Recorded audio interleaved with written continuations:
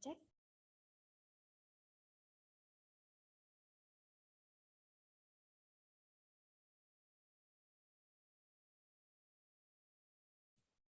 Halo, selamat siang.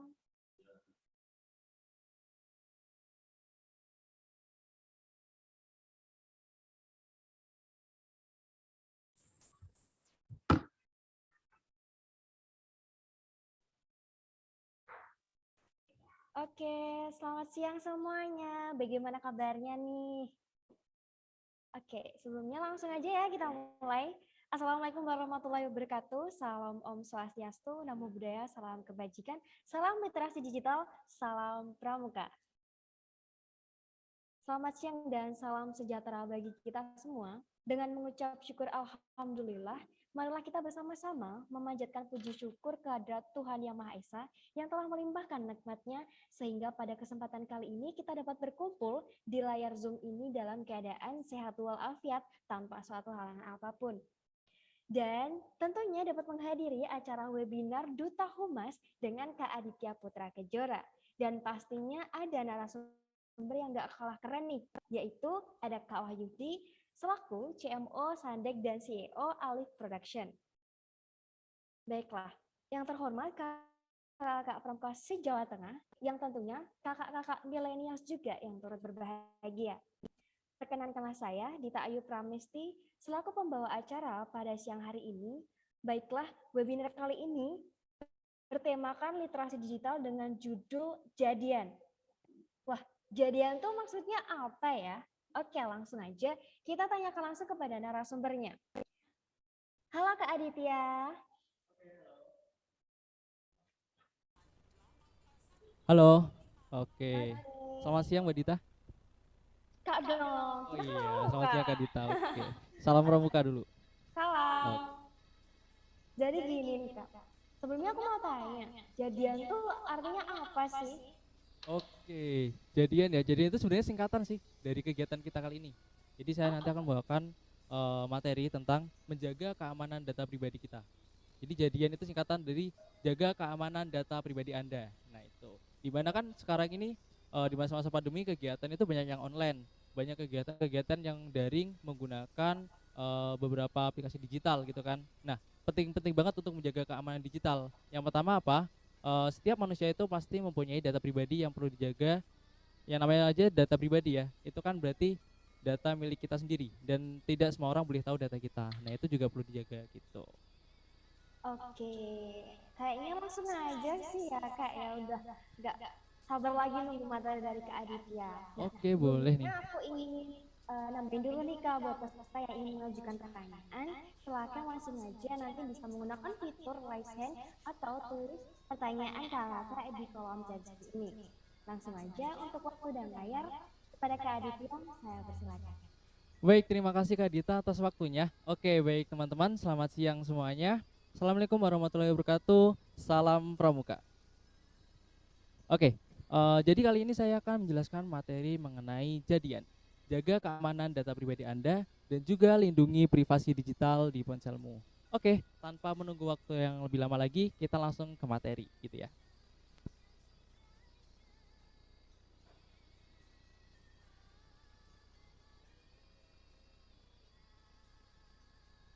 Oke, ini dia materi kita. Sudah terlihat ya? Belum? Belum Kak Aditya. Oke, oke, bentar. Saya coba cek lagi. Bagaimana, sudah terlihat? Oke, sudah Kak Oke, Aditya. sudah terlihat ya?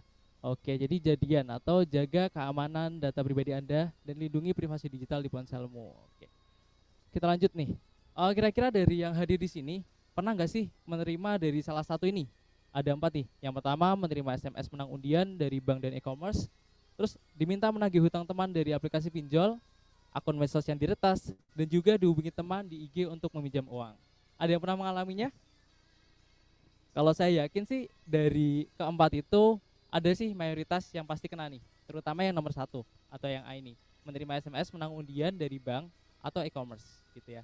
Nah, kita akan mulai dari satu persatu dulu nih, menerima SMS menang undian dari bank atau e-commerce. Nah, itu bagaimana sih para kita bisa mendapatkan SMS-SMS kayak gitu?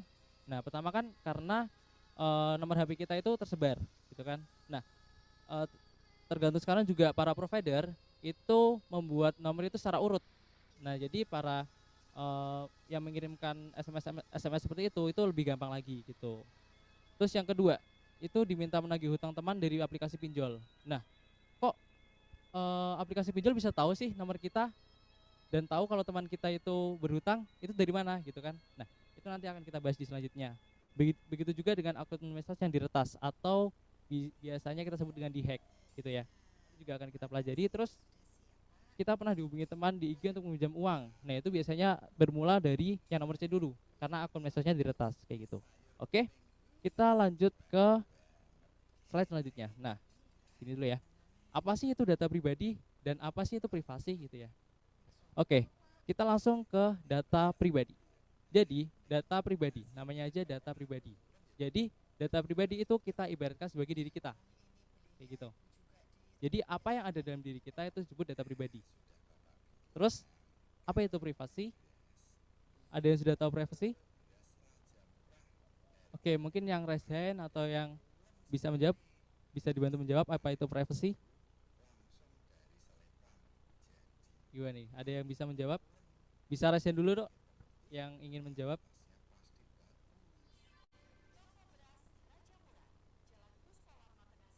Oke, kayaknya belum ada ya.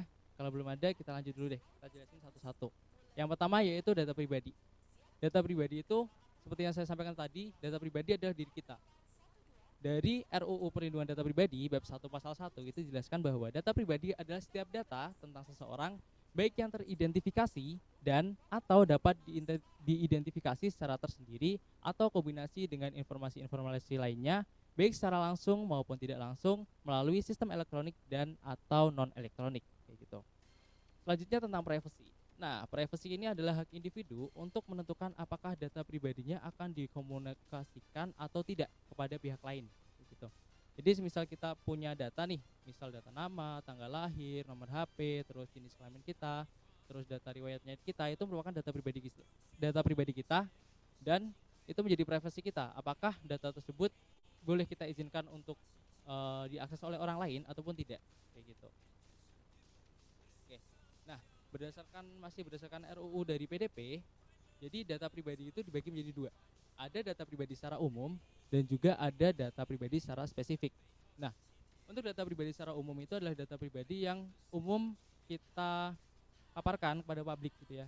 Biasanya itu nama lengkap, terus jenis kelamin, warga negaraan, terus agama dan juga data pribadi yang dikomunikasikan untuk mengidentifikasi seseorang. Nah, sedangkan data pribadi spesifik, namanya aja udah spesifik, berarti lebih dari data pribadi umum tadi, yaitu data-data yang lebih privacy. Artinya kita sendiri yang mengelola data tersebut ya. Contohnya yaitu ada data dan informasi kesehatan, data biometrik, data genetika, kehidupan atau orientasi seksual, pandangan politik, catatan kejahatan, data anak, data keuangan pribadi dan data lain sesuai dengan ketentuan perundang-undangan. Oke. Ini nih, yang paling sering kita temui biasanya kayak gini nih. Ada orang yang posting foto dengan KTP, foto dengan SIM dan lain-lain dan itu dipajang di medsos. Nah, sebenarnya hal itu jangan pernah memposting identitas diri ke media sosial. Karena apa? Karena data-data pribadi ini rentan untuk disalahgunakan. Biasanya pinjol-pinjol ilegal itu menggunakan data-data pribadi ini untuk ada tujuan lain gitu.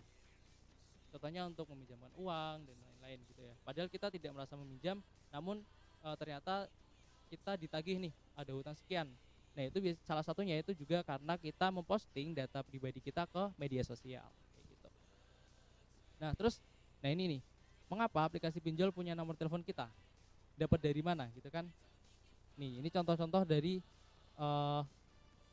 contoh-contoh pesan dari pinjol ini kayak gini.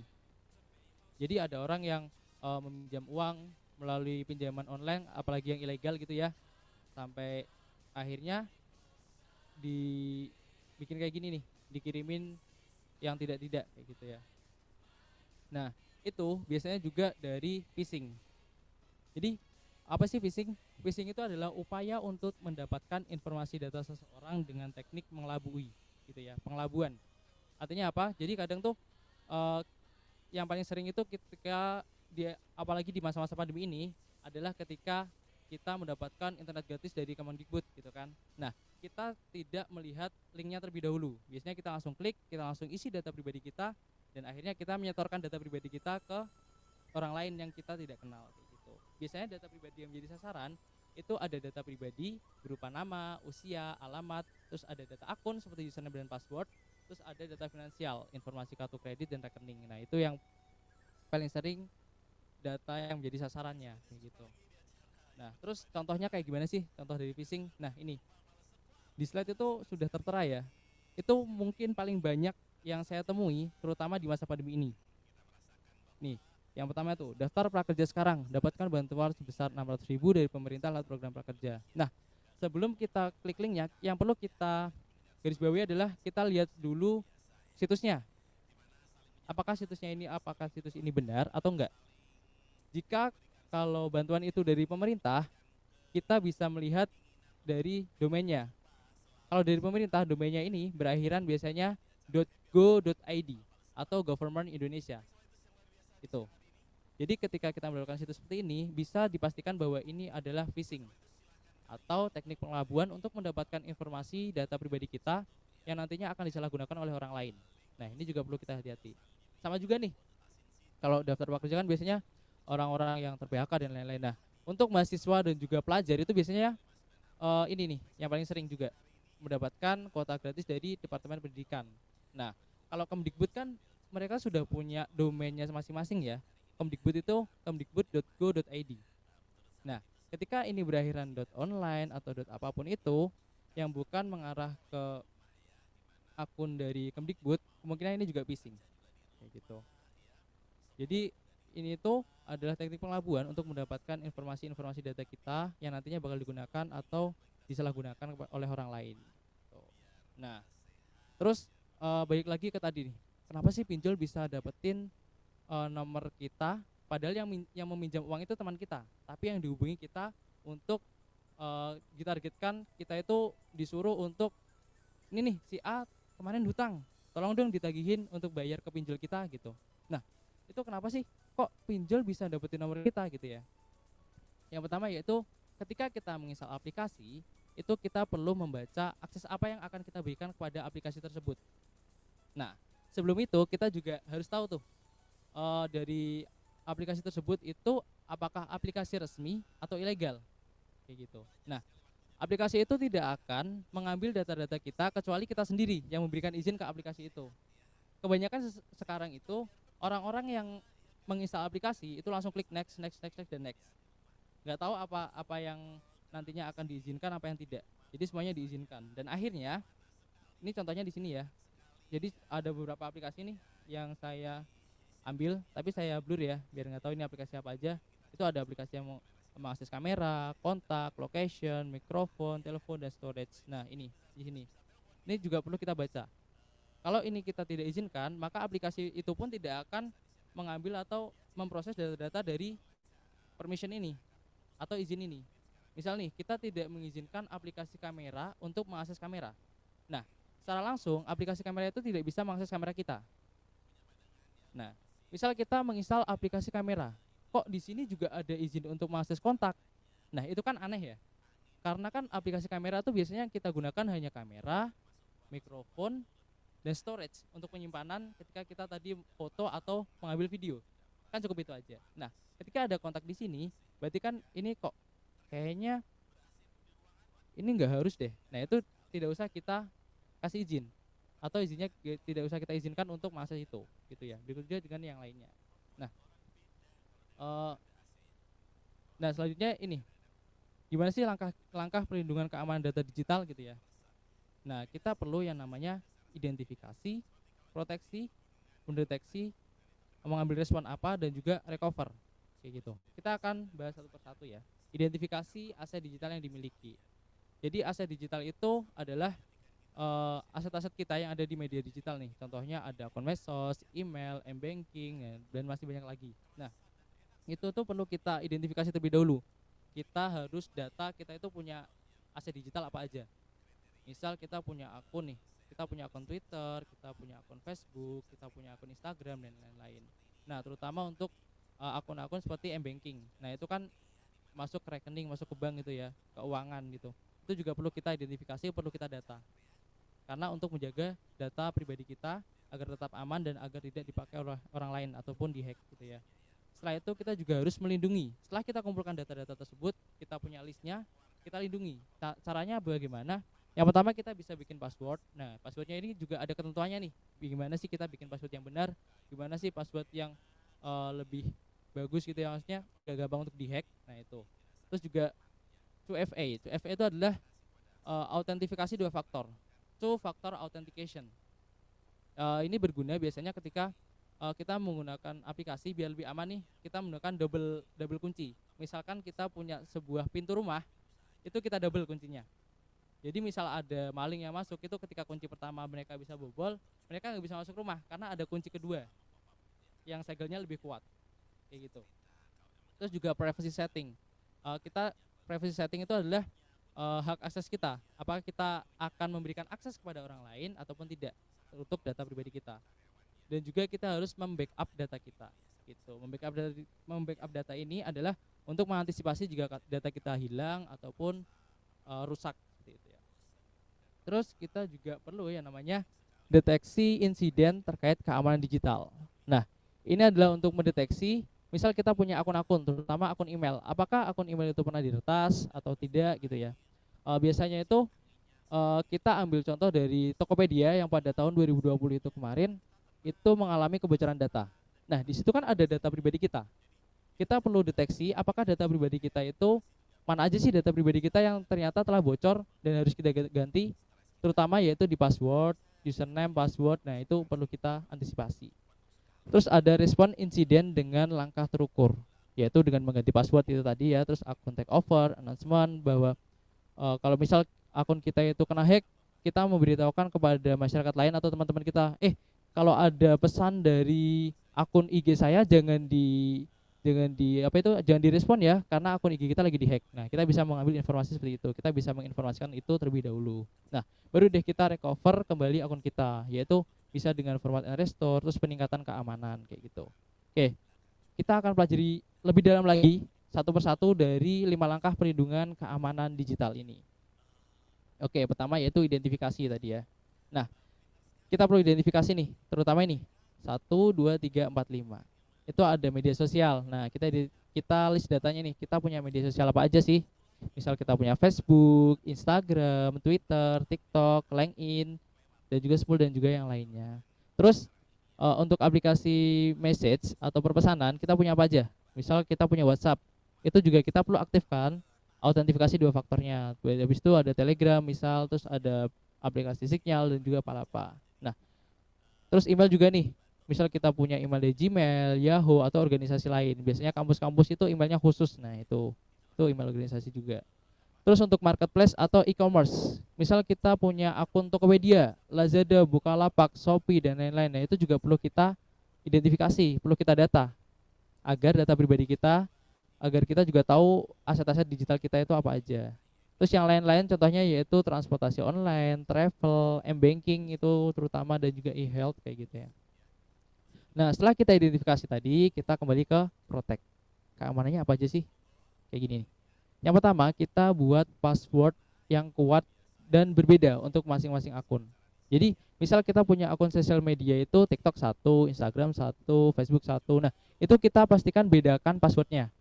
Untuk apa? Untuk mengantisipasi ketika ada salah satu akun yang sudah kehack, itu biar yang lain gak ikut kehack. Oh, ternyata akun Instagram tuh passwordnya ini. Ternyata untuk akun TikTok juga sama. Nah, itu akan lebih mudah terhack kayak gitu. Terus ada juga password manager. Password manager ini berguna untuk mengelola password dengan menggunakan password manager. Tadi kan kita bikin untuk masing-masing akun sosial media atau akun aset digital kita yang kita punya itu kan beda-beda. Kita juga kemungkinan untuk menghafalkan satu persatu itu juga susah. Nah, perlunya password manager ini itu dia akan mengelola akun-akun apa aja itu di list, dan akun ini tuh passwordnya apa, akun ini passwordnya apa, dan itu disimpan dengan master password. Jadi yang perlu kita ingat itu adalah master passwordnya itu, kayak gitu. Terus autentifikasi 2 faktor atau two factor authentication. Nah, ini adalah autentikasi khusus yang berguna ketika data kita bocor. Misal nih, akun email kita ternyata diketahui orang lain, gitu kan? Nah, itu biar dia tidak bisa masuk, perlunya autentifikasi 2 faktor. Jadi ketika dia sudah menemukan, misal nih, orang lain tahu password dari email kita, itu ketika dia login itu berhasil, namun tidak bisa langsung lanjut ke akun email. Nanti akan ada notifikasi untuk autentifikasi 2 faktor. Biasanya itu dari terutama Gmail ya. Gmail itu mengaktifkan autentifikasi 2 faktor itu dengan gini. Jadi ada satu device yang menjadi device terpercaya. Biasanya di HP. Kalau saya biasanya setting di smartphone itu sebagai identitas awal atau sebagai kuncinya. Jadi misal saya login, saya ada di HP, terus saya mau login ke laptop ini. Nah, itu biasanya memasukkan autentifikasi 2 faktor, yaitu ada kode khusus yang harus dimasukkan agar kita bisa membuka email tersebut. Kayak gitu. Terus juga privacy setting, kita perlu periksa dan perbarui setting dari privacy, terutama untuk akun-akun dari sosial media. Sosial media itu pasti sering update. Nah, update-nya itu memperbaiki bug-bug sebelumnya, dan ketika biasanya aplikasi itu update, itu ada bug-bug baru. Nah, itu yang perlu kita pelajari, kita harus pelajari privasinya atau keamanannya, apakah itu udah aman atau belum. Terus juga proteksi keamanan lain. Itu misal kita laptop ya, kita laptopnya kasih antivirus gitu biar lebih aman. Dan juga jangan lupa untuk selalu membackup data kita. Oke, ini. Nah, ini adalah untuk membuat password yang kuat. Itu gimana sih? kita habis ini akan praktek ya, cara belajar untuk mengecek apakah password itu password yang kuat atau enggak. Nah, nih dari sini buat password yang panjang disarankan minimal 12 karakter. Kombinasi karakter berupa angka, huruf, tanda baca, dan juga simbol. Hindari singkatan atau penggantian karakter yang umum. Jangan yang berhubungan dengan menggunakan data pribadi. Nah, ini juga salah satu kuncinya, jangan menggunakan data pribadi agar tidak mudah untuk dihack. Seperti nama orang tua, tanggal lahir, alamat, domisili, dan sebagainya gitu. Terus jangan gunakan urutan keyboard. Biasanya tuh orang-orang nggak mau ribet, biasanya masih password sesuai yang ada di keyboard aja deh, KWERTY. Nah, itu jangan. Itu akan mudah untuk dihack. Terus cek kekuatan password di password.kaspersky.com dan gunakan password yang berbeda untuk setiap akun. Nah, kaspersky.com itu kayak gimana sih? Kita akan coba. Kita buka kaspersky.com. Ya tadi password ya. Oke, depannya kita tulis password. Ini. Kita akan coba akses terlebih dahulu.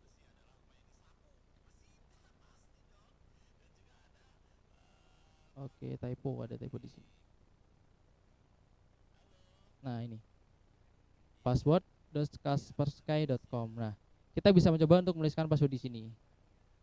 Misal kita tuliskan password aku duta humas.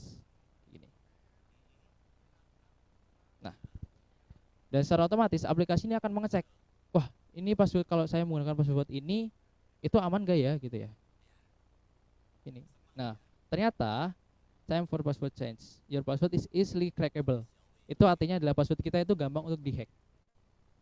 Kayak gitu. Nah, biar susah untuk dihack itu gimana? Kita bisa menambahkan simbol di sini. Misalnya kita add terus. Nah, kita tambahkan add aja itu udah lebih bagus. Tapi kita kurangi kata-kata yang umum. Nah, kayak gini kan ini kata-kata umum. Itu bisa kita cari yang lebih amannya gitu ya. Misal ini anaknya besar ya, anak Indonesia gitu. Misal I-nya kita pakai angka 1, pakai 5 gitu. Nah, itu juga gampang karena anak Indonesia itu gampang untuk di-crack. Nah, karena kalau kita menggunakan password ini itu biasanya telah banyak dipakai oleh orang lain, atau data-datanya itu kalau ada data yang menggunakan data-data ini tuh udah sering ditemukan, gampang untuk ditemukan. Kalau mau yang aman ya kita bikin yang ribet gitu. Misal add terus kita tambahin hashtag 123 atau 65 gini kayak gini. Nah, itu juga masih gampang dihack. Kita kasih angka 1 di sini.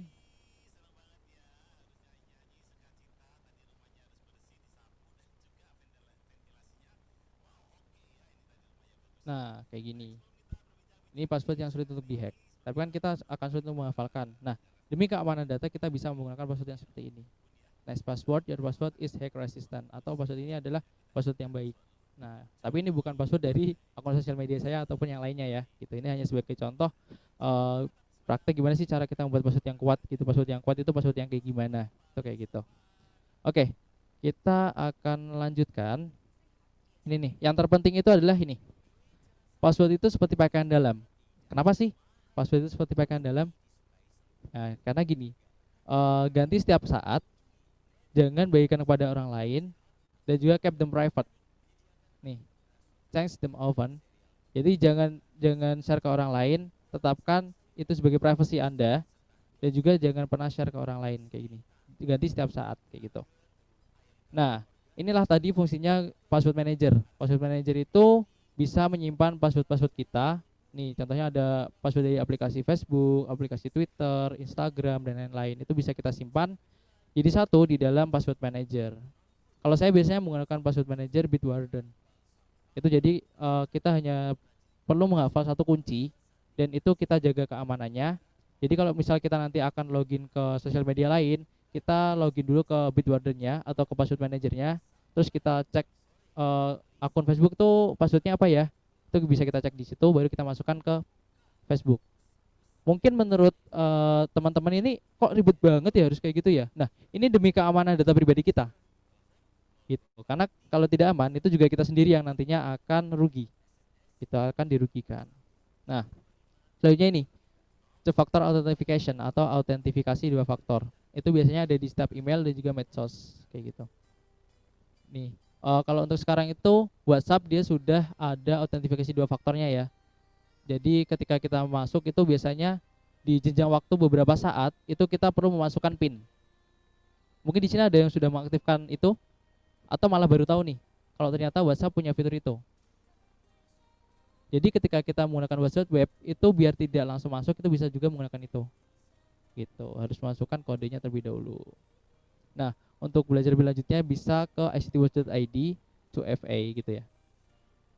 Nah, ini kita perlu cek kembali izin dari aplikasi. Nah, contohnya nih, ada aplikasi Facebook. Nah, aplikasi Facebook ini dia mengakses apa aja sih gitu. Ada kalender, kamera, kontak, lokasi, mikrofon, penyimpanan, dan telepon. Nah, misal kalau kita Facebook, saya Facebook itu hanya untuk melihat-lihat. Kayaknya nggak perlu deh kalau saya itu harus memberikan izin kepada Facebook untuk mengakses kalender saya. Nah, ini bisa dimatikan. Terus Facebook saya juga nggak pernah upload sih. Kayaknya kamera juga nggak perlu, itu juga bisa dimatikan. Nah, kontak juga nih. Eh, Kayaknya Facebook nggak perlu tahu deh kontak saya itu siapa aja dan apa aja. Ya itu bisa kita matikan. Nah, kalau kita juga pengen sosial media kita tuh nggak tahu tentang lokasi kita, itu juga bisa kita matikan. Ini juga bisa kita matikan juga kayak gitu. Nah, contohnya di sebelah kanan ini, kalau untuk Tokopedia, karena Tokopedia itu adalah aplikasi e-commerce yang memerlukan lokasi kita kalau kita sedang memesan. Nah, ya udah deh, saya izinin untuk lokasi aja deh. Karena kan saya hanya untuk belanja, nggak untuk yang lainnya gitu. Kayak gitu. Terus juga kita perlu deteksi nih. Nah, apakah email kita aman? Nah, ini nih, kita juga akan belajar di sini. Kita akan belajar apakah email kita itu sebenarnya aman atau enggak sih? Atau ternyata email kita itu udah pernah diretas? Atau data-data pribadi yang berkaitan dengan email itu juga pernah bocor? Itu bisa kita cek di sini. Oke. Ngeceknya yaitu ada di monitor.firefox.com kayak gitu. Kita akan coba lagi. Nah, ini tadi cursor kayak ya. Kita pindah ke monitor. Apa tadi? Kita cek lagi monitor.firefox ya. monitor.firefox.com. Nah, ini aplikasi ini akan mendeteksi apakah alamat email kita yang kita gunakan di aplikasi-aplikasi tertentu. Biasanya kan aplikasi-aplikasi tertentu itu membutuhkan akses ke email ya. Dan hampir kebanyakan aplikasi itu membutuhkan akses itu gitu.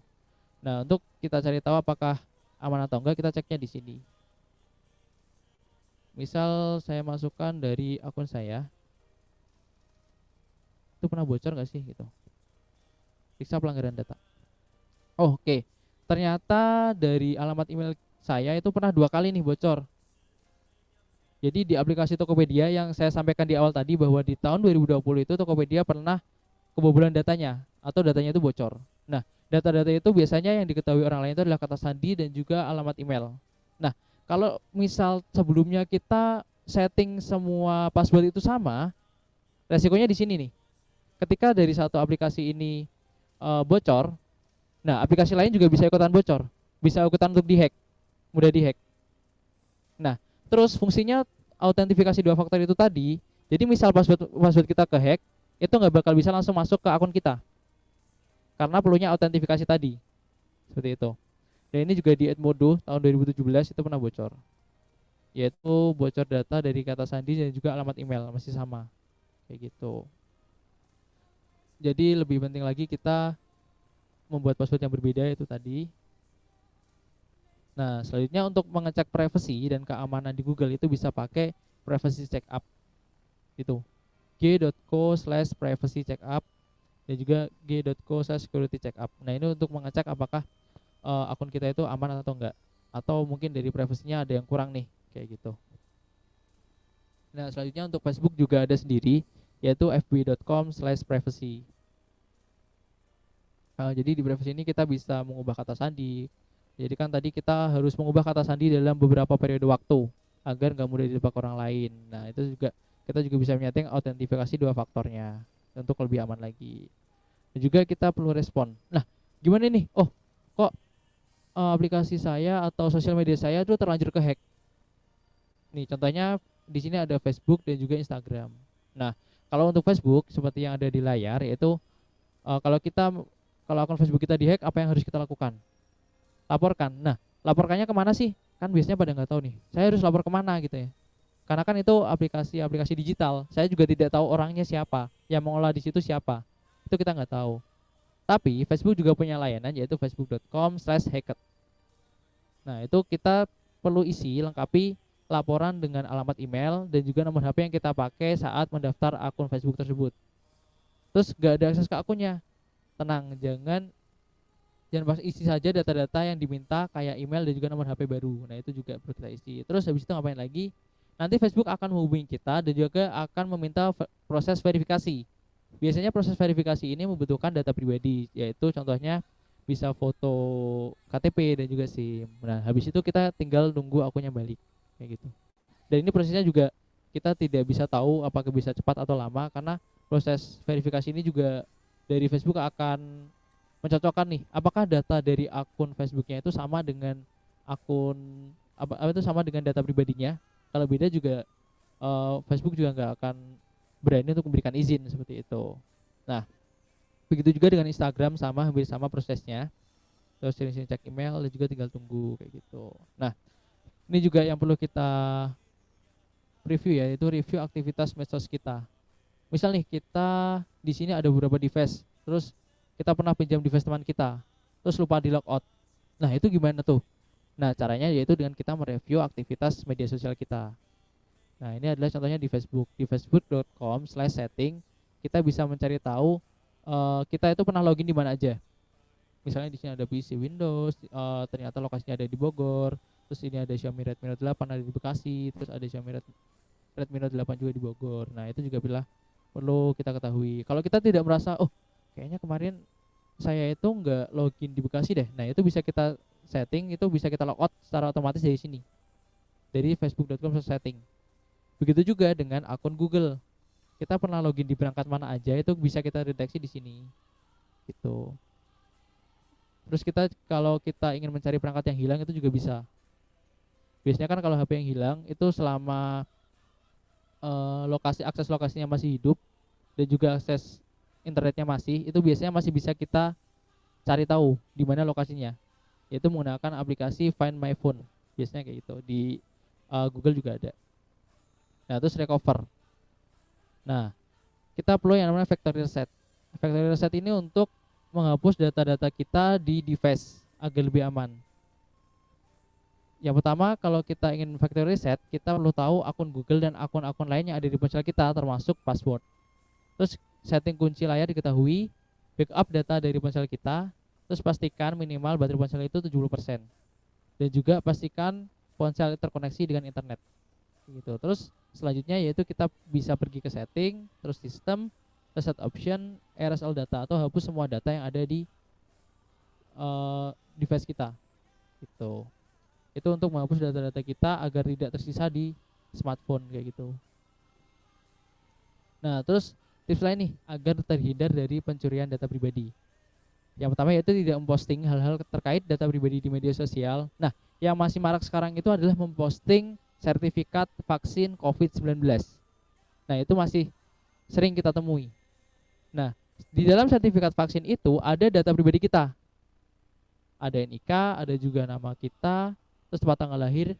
Nah, itu kan data pribadi. Nah, itu jangan di-share ke sosial media. Kayak gitu. Terus terjadi juga ketika kita menerima suatu tautan. Misalkan tadi di broadcast ada kayak kuota dari Kemdikbud, kita perlu cek lagi data-datanya apakah untuk alamat URL-nya benar atau enggak. Cara gampangnya adalah untuk pemerintah biasanya diakhiri dengan .go.id. Pokoknya kayak gitu. Nama instansi .go.id kayak gitu. Nah, terus kita juga jangan sembarangan mengisi formulir daring. Nah, itu paling banyak menggunakan Google Form biasanya. Kayak gitu. Terus menginstal aplikasi di ponsel hanya dari tempat resmi. Contohnya dari Play Store. Kalau di Android dia pakai di Play Store, kalau di Mac atau di iOS itu di App Store kayak gitu. Dan juga kita juga perlu membaca ketentuan privacy dalam setiap layanan aplikasi kayak gitu tadi. Nah, ini juga saya mulai satu video terakhir ya sebelum saya akhiri. itu resiko menggunakan WiFi public. Nah, ini kita akan lihat aja di sini.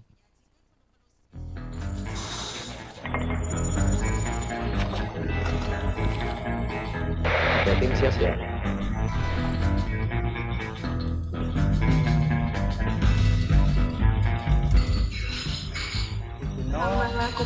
Sama cookies akses ditunggu ya Mbak ya. Oh ada, tinggal connecting aja. Ini kita dapat target nih. Tolong dipantau terus ya.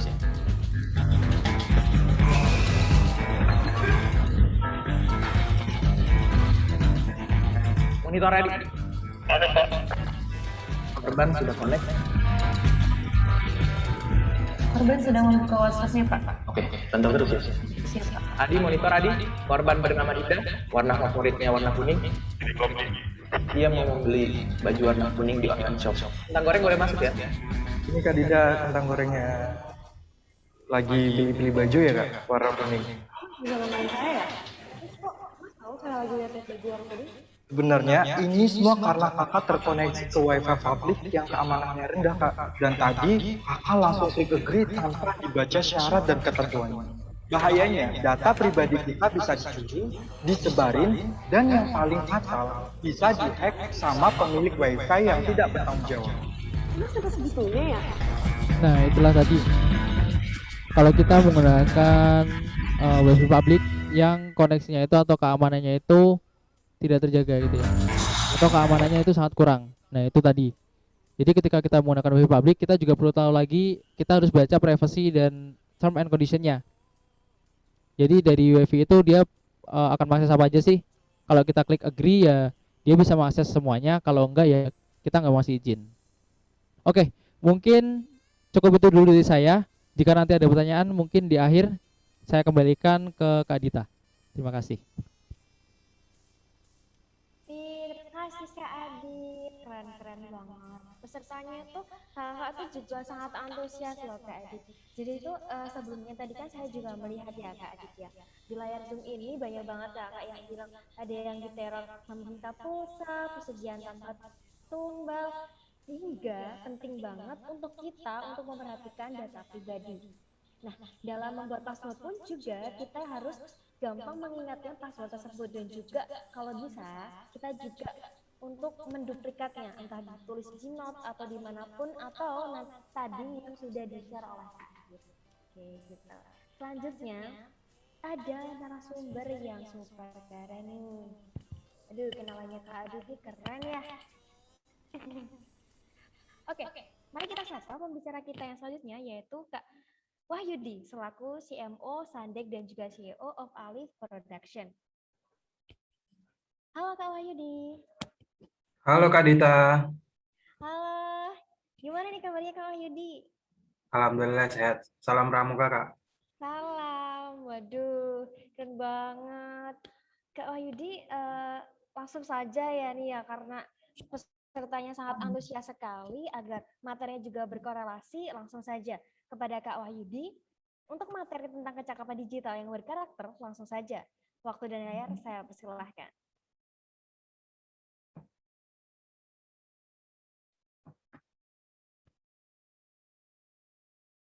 Udah kelihatan? Oke, sudah Kak. Oke, terima kasih. Mohon maaf Kak, sebelumnya ini masuknya ke WhatsApp ya? Ini udah ke ini Oh ya, ke PowerPoint belum ya? sudah sekarang Kak. Sekarang udah ke PowerPoint. Sudah. Oke. Assalamualaikum warahmatullahi wabarakatuh. Langsung aja ya karena waktu yang terbatas, mungkin beberapa teman-teman sudah tahu tentang saya sendiri. Perkenalkan saya Wahyudi, saya adalah sebenarnya CTO di Sandek dan CEO di Alif Production. Nah, di sini saya ingin nyoba membawakan kecakapan digital yang berkarakter. Nah, sebelum ke sana, kenapa saya mau gabung? Karena sebenarnya background saya sebenarnya juga anak pramuka, dulu pernah ikut di Remuna Nasional di tahun 2003. Nah, ini yang penting,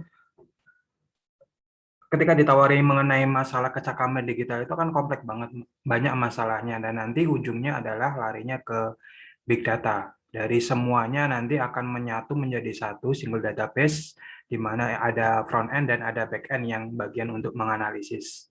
Jadi, nah pentingnya tadi kebocoran data itu adalah salah satu kecakapan digital yang ada dalam sebuah ekosistem big data. Jadi kayak misalkan teman-teman mengakses sebuah web online misalnya tadi baju, nah nanti itu di back end-nya itu akan diolah. Jadi ketika kita buka YouTube tuh akan muncul pilihan-pilihan baju sesuai yang kita cari. Nah itu nanti larinya ke machine learning seperti itu. Nah itu adalah salah satu kecakapan digital. Nah kecakapan digital sebenarnya kalau boleh saya intisarikan sebenarnya hanya ada dua hal. Jadi apapun kecakapan digitalnya, misalkan teman-teman mau belajar tentang machine learning, atau mau belajar tentang Android, atau mau belajar tentang web dan kawan-kawannya, berdasarkan pengalaman ketika saya belajar, ada dua hal yang penting yaitu tentang keingintahuan dan endurance, curiosity dan endurance atau ketahanan. Jadi itu yang akan menentukan apakah kita akan cakap atau tidak. Jadi sebenarnya semua itu bisa dipelajari, tapi kita harus fokus dan yang pertama adalah kita harus sabar dalam belajar.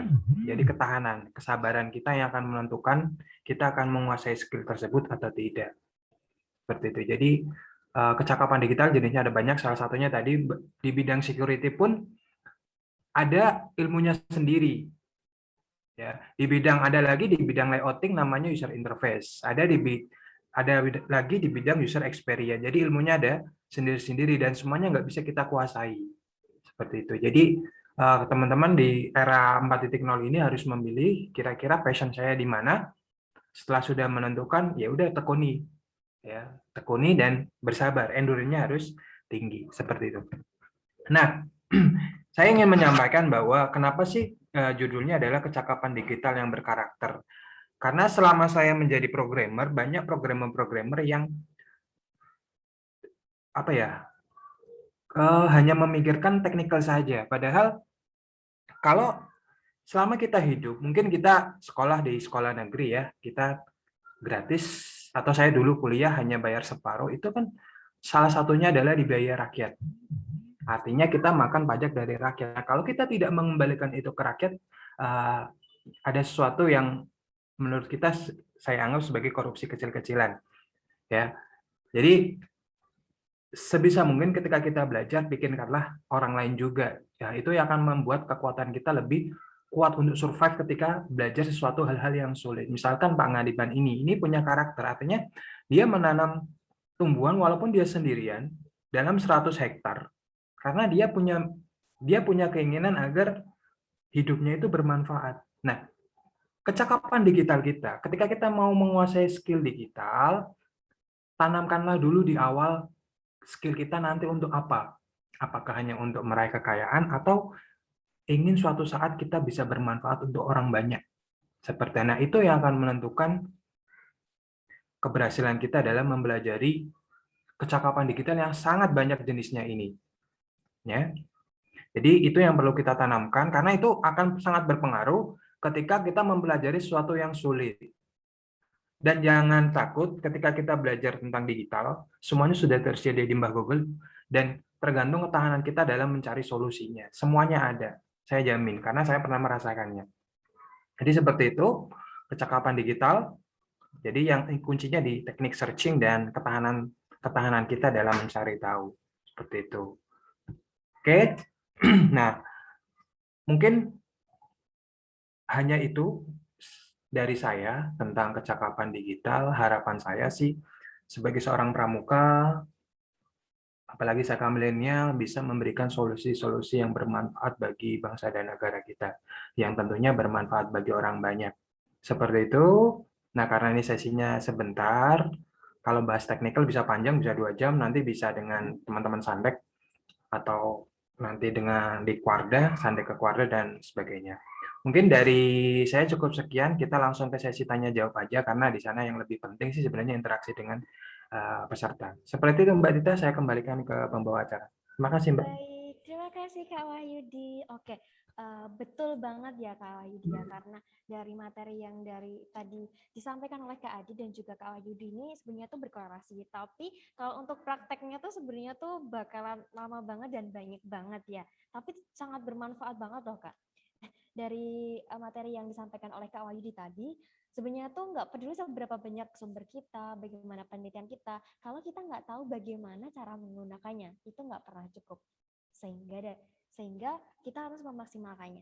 Oke, langsung aja ya di sesi pertanyaan. Nah, saya sudah menyimpan 2 nama nih Kakak.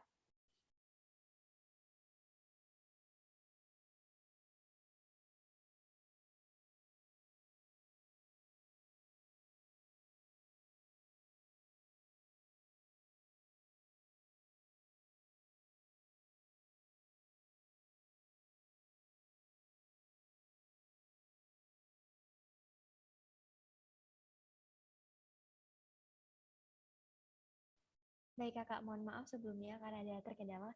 Oke, ada nih Kak dari Adrian Felix. Selamat siang Kakak semua, asal Kota Palembang. Wah, jauh banget ya dari Kota Palembang. Halo, gimana ya salam Kota Palembang? Halo Kak Felix. Ini Kak Adrian atau Kak Felix nih? Bisa di-unmute terlebih dahulu Kak Felix?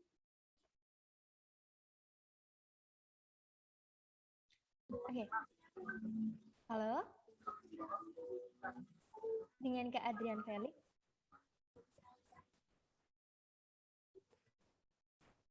Oke, saya bantu saja untuk membacakan pertanyaannya ya.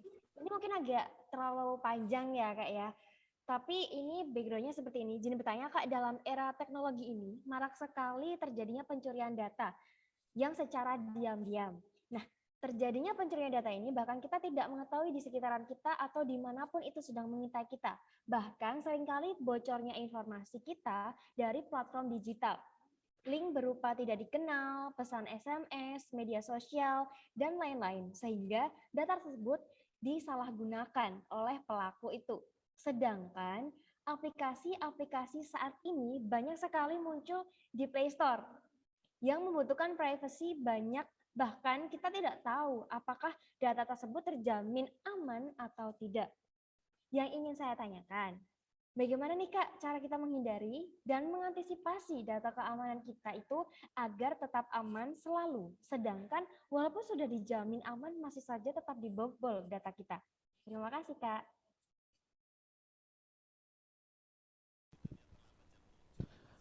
Oke, itu tadi pertanyaan buat saya ya. Kenapa tadi? Gimana sih caranya agar data-data kita itu lebih aman gitu ya menggunakan di media digital. Nah, saya sendiri sebagai programmer itu sering yang namanya try and error.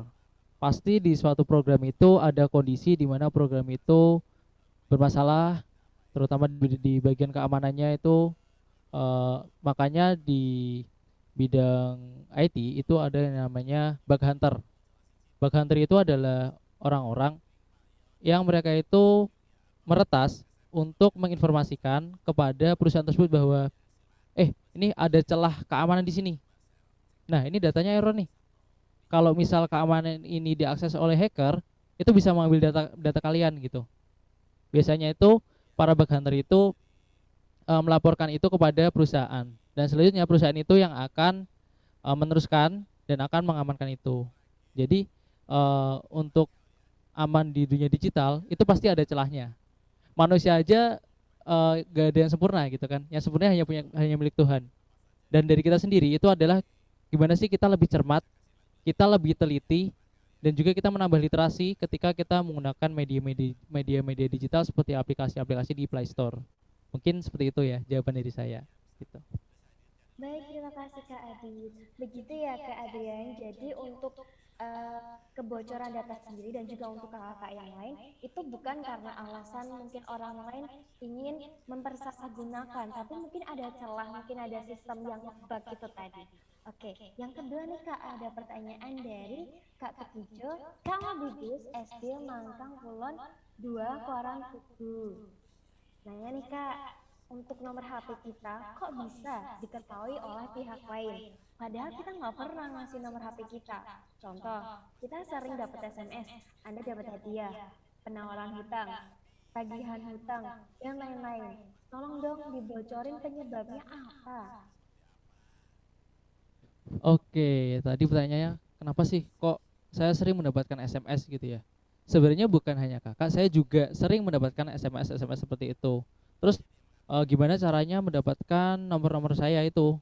Nah, salah satunya mungkin kakak-kakak juga pernah mengirimkan suatu form yang di situ harus menuliskan nomor HP kayak gitu. Terus untuk yang lainnya itu setiap provider biasanya membuat suatu kartu itu urut nomornya. Misal 0812345678. Nah, itu nanti urutannya lagi 0812345679 kayak gitu. Mungkin kayak gitu. Nah, data-data itu diurutkan dan nantinya itu akan dikirim untuk blast SMS-nya.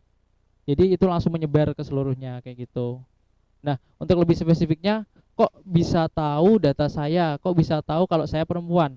Nah, itu kembali lagi, kita pernah mengisi di link apa aja atau kita pernah menginstal aplikasi apa saja dan juga memberikan izin aplikasi itu untuk mengakses nomor telepon kita ataupun kontak kita kayak gitu.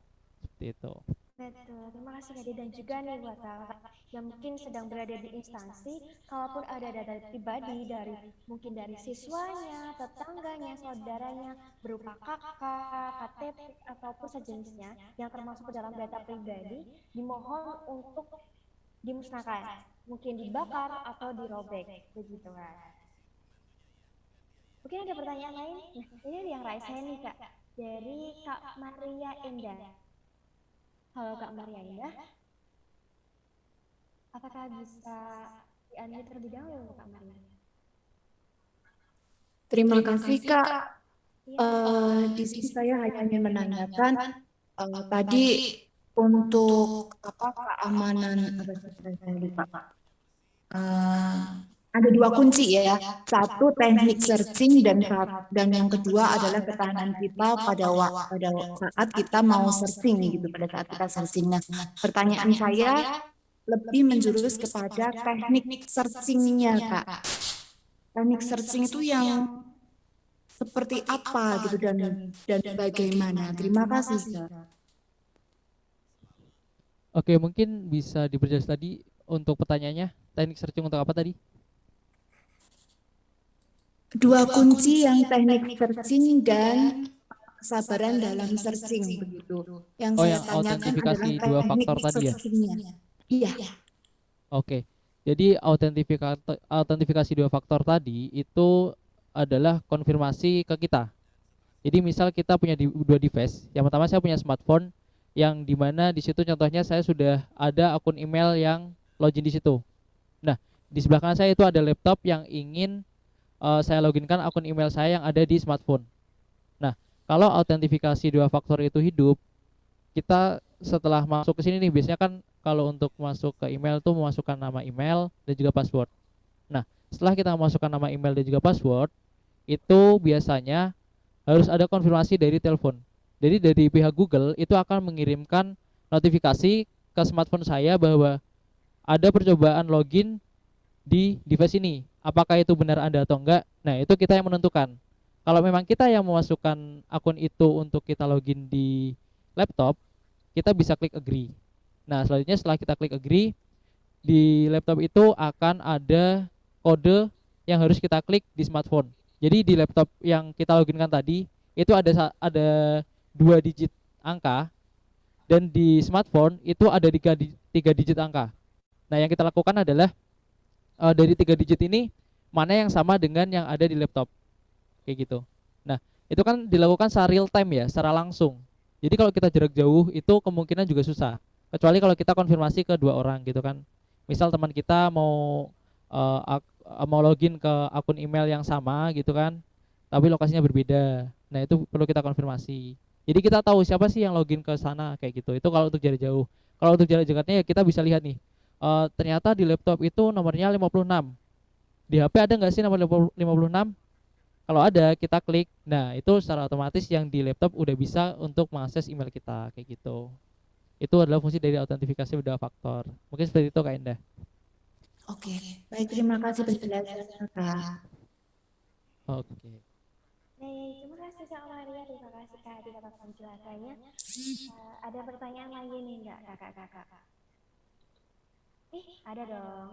Dari Kak, tadi ada loh Kak Misbah.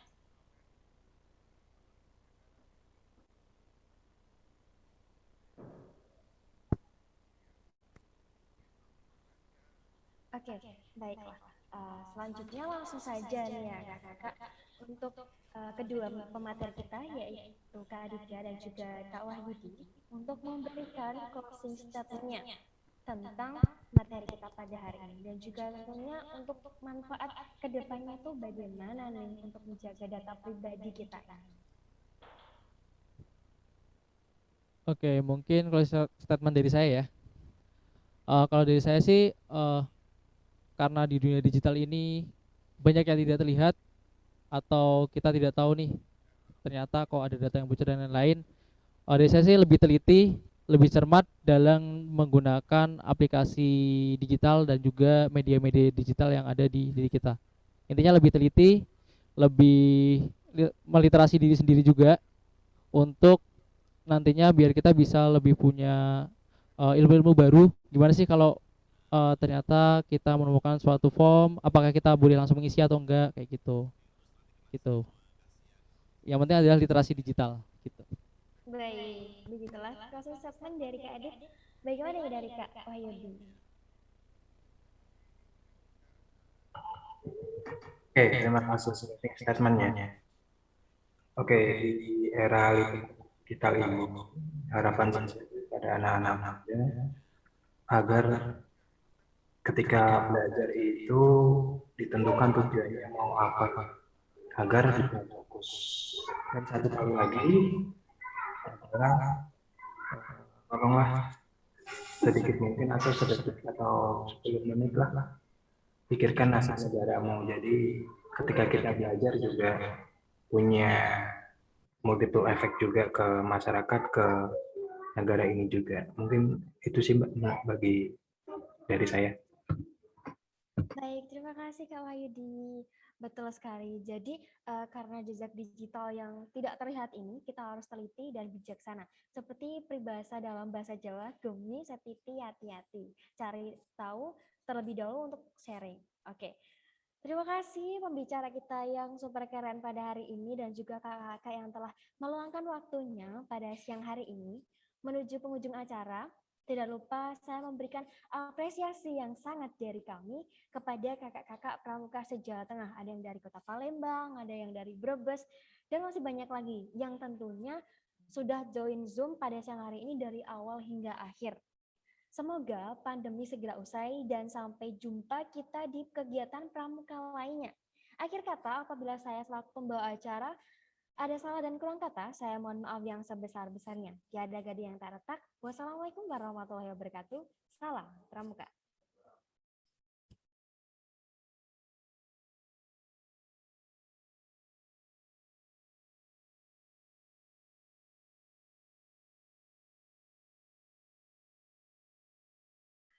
Oke, baik. Sebaiknya kita foto dokumentasi terlebih dahulu ya, Kak, untuk kenang-kenangan kegiatan kita pada hari ini. Baik. Untuk Kakak, boleh dong untuk menampakkan pesonanya. Kak Martinus ketawa-ketawa nih. Antusias banget ya Kak Martinus dengan materi pada siang hari ini.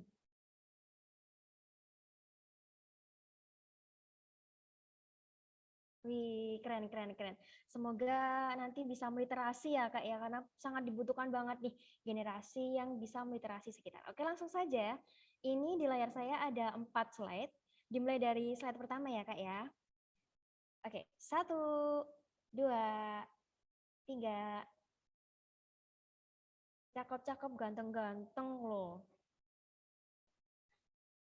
Untuk slide kedua, 1, 2, 3. Slide ketiga, 1, 2, 3.